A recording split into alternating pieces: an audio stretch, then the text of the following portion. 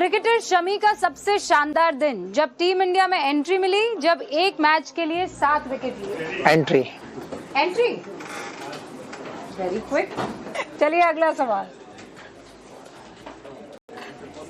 2023 world cup के इस record पर शमी क्या कहना चाहेंगे? Mohammed Shami 7 match 24 wicket, Adam Zampa 11 match 23 wicket, Dilshan Madushanka 9 match 21 wicket, Jasprit Bumrah 11 match 20 wicket.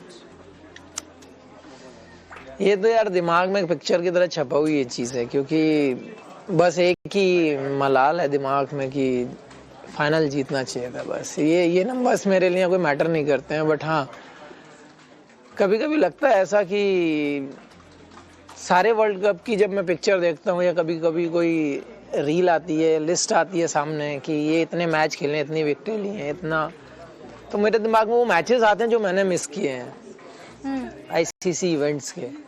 तो हमेशा वो दिमाग में पिक्चर रहती है कि यार हर साल 3, 4, 5 मैच मेरे मिस हुए हैं हर इवेंट में, मतलब वर्ल्ड कप में अगर देखा जाए। तो मैं सोच रहा था, मैंने यार अगर ये मैंने खेले होते तो मैं तो सबसे ऊपर बैठा होता। कभी कभी ऐसा लगता है बस। शमी, जब आप ये सारी बातें कर रहे हैं तो हाल फिलहाल सबसे ज्यादा चर्चा में ये रहा है कि इस देश में बड़ा हिंदू मुसलमान हो रहा है। मैं नहीं मानता। नहीं मानते आप? आपने देखा होगा मैं कभी इस चीज का सपोर्ट नहीं करता हूँ। नहीं? आपके साथ कभी ऐसा हुआ है कि मोहम्मद शमी मुसलमान है तो मेरी कोई कमी भी तो होनी चाहिए ना अगेंस्ट तक बोलने की, किसी में हिम्मत है इस टॉपिक पे बोलने की कि मैंने किसी का, या मेरे तो नॉन मुस्लिम लोग इतने दोस्त हैं, मुझे कोई फर्क नहीं पड़ता इस चीज से।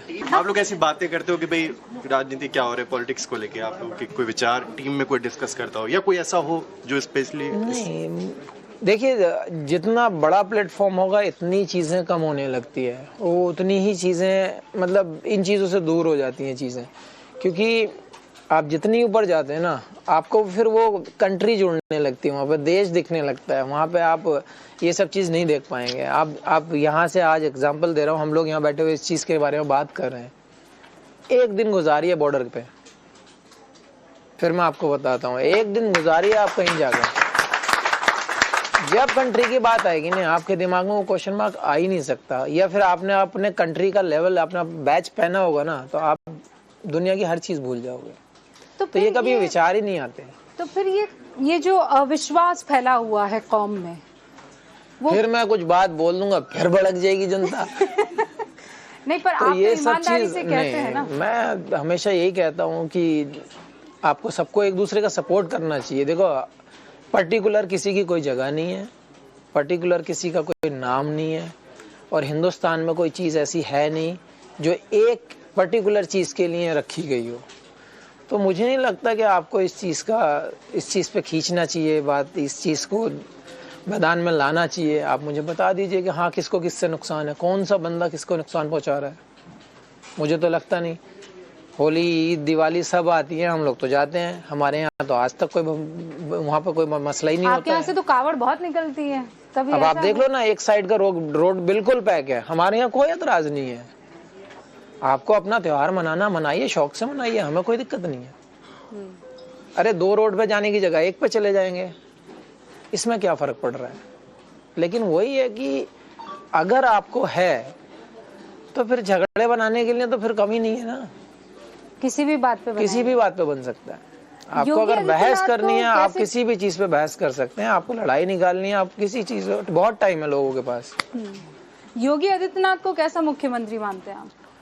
मैं तो बहुत अच्छा मानता हूँ, क्योंकि जो काम हुए हैं, सबसे पहले जो मतलब जो गुंडागर्दी थी, जो क्राइम था, वो आप रेटिंग देखिए। दूसरी चीज़, स्कूल्स का आपने जो वो देखा है, मुझे तो बहुत अच्छी चीज़ लगी कि आप टीचर जाके सेल्फी खींचते हैं और फिर भेजते हैं पोर्टल पे। मुझे तो बड़ा मज़ा आता है इस चीज़ों में। तो ये चीज़ें बहुत अच्छी चीज़ें हुई हैं, और हम उम्मीद करते हैं कि आने वाले टाइम में भी और चीज़ें अच्छी हों हमारे लिए, हमारी पब्लिक के लिए। वंदे मातरम अगर कोई एहतराम नहीं करेगा तो 3 साल की सजा। आपको एतराज है वंदे मातरम गाने से, पढ़ने से? क्या फर्क, क्या उसमें क्या हो जाना है? मैं तो नहीं बदल जाना। अगर एक, ये तो हमारे दीन में भी है, हमारे ईमान में भी है, अगर आपकी गवर्नमेंट, आपकी सरकार किसी नियम को लागू करती है तो आपका हक है वो मानना। तो इसमें तो धर्म या जात से कोई फर्क नहीं पड़ता। वंदे मातरम, कोई कहता है जय हिंद कहने में दिक्कत है, किसको दिक्कत है? मुझे तो नहीं लगता होनी चाहिए।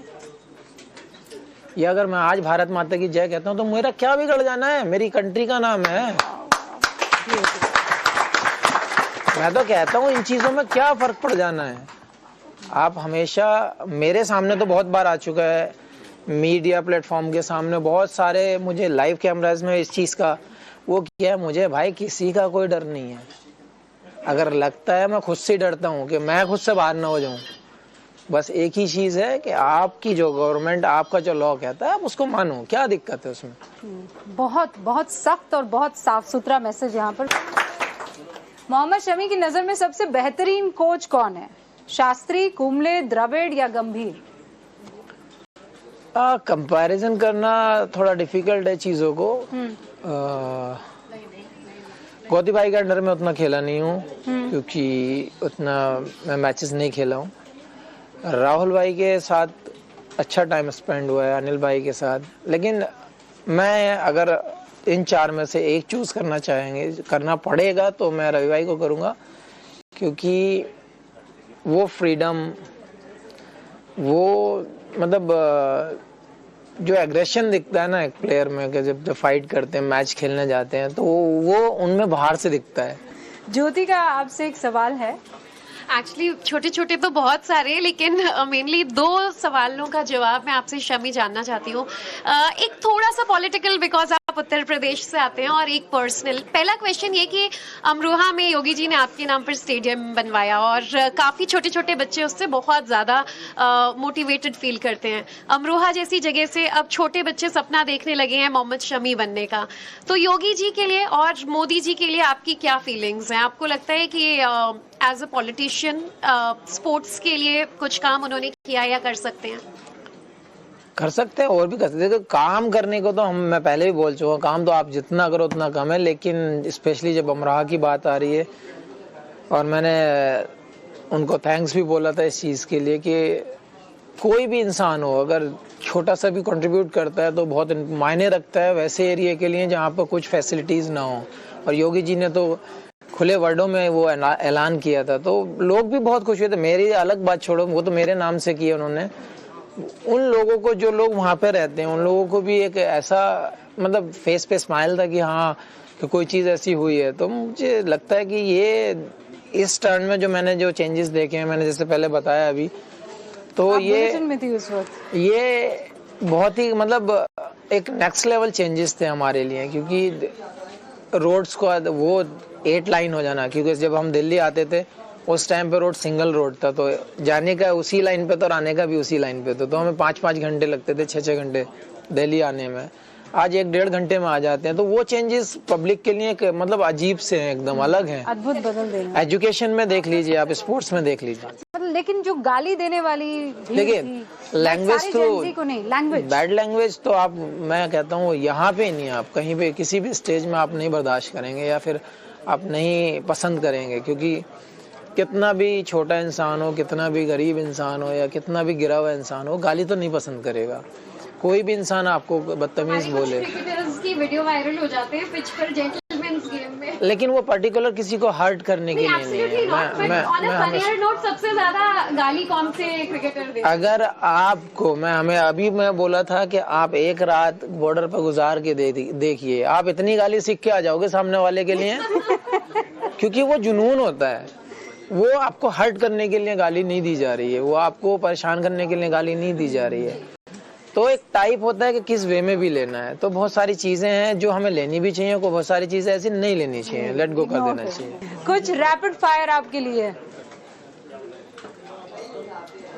6 जनवरी 2013, स्थान दिल्ली, इसके बारे में क्या कहना चाहिए? बहुत ठंड थी। बहुत ठंड थी। वो मेरा डेब्यू बहुत ठंडा था। और मतलब डेब्यू में आपको ये याद है कि आपको बहुत ठंड लग रही थी? बहुत। मुझे एक्चुअल में एक उसमें बोला था मैंने इंटरव्यू में, उन्होंने पूछा मुझसे कि आपके क्या थॉट्स थे, आपका क्या प्लानिंग था। मुझे याद ही नहीं कि मुझे फर्स्ट मैच में मैंने क्या प्लानिंग किया था और क्या मेरा प्लान था। मुझे अब याद नहीं, तब का नहीं। ये अभी मुझे याद नहीं, लेकिन हाँ मुझे ये जरूर पता है क्योंकि मेरी तबीयत खराब हुई थी ठंड की वजह से।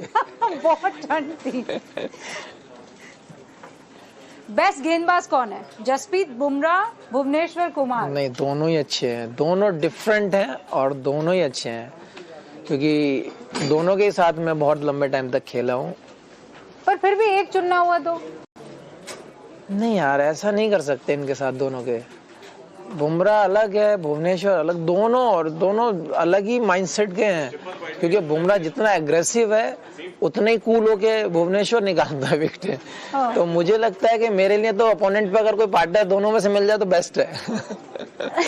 लेकिन मैं कहती हूँ इन दोनों में से गौतम गंभीर बन के चुनिए तो। ओहो। हाँ, ये मुझे इस झमेले में नहीं पड़ना है। तो आपको एक अगर चुनना चाहेंगे तो फिर अगर T20 फॉर्मेट अगर आप देखना चाहते हैं कोई वाइट बॉल के हिसाब से, बुमराह को चुना। बुमराह।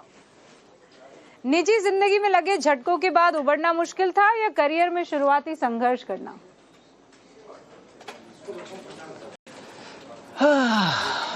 अरे बाप रे, क्या बाप रे, सोचना पड़ेगा। नहीं, शुरुआती मुश्किल ज्यादा मुश्किल होती है। मुझे लगता है कि जब आप इस्टेब्लिश हो रहे होते हैं तो वो ज़्यादा मुश्किल होता है, क्योंकि उस टाइम पे आपको झटका लग के संभलने की आप में हिम्मत नहीं होती है, ना आपके पास पोटेंशियल होती है, ना आपके पास उतना बैकअप होता है चीज़ों का कि आप कुछ संभल पाएँ। लेकिन झटका लगकर संभल सकते हो जब आप इस्टेब्लिश होते हो। तो मुझे लगता है कि जब शुरुआती दौर होते हैं, जब आप स्टार्टिंग कर रहे हो तो वो ज़्यादा मुश्किल होता है एस्टेब्लिश होना। बहुत बहुत शुक्रिया, शानदार सवाल जवाब का दौर रहा। एक बात तो है, आप अपने शब्द चबाते नहीं हैं। किसी से ले थोड़ा ही ना रहा हूँ कुछ।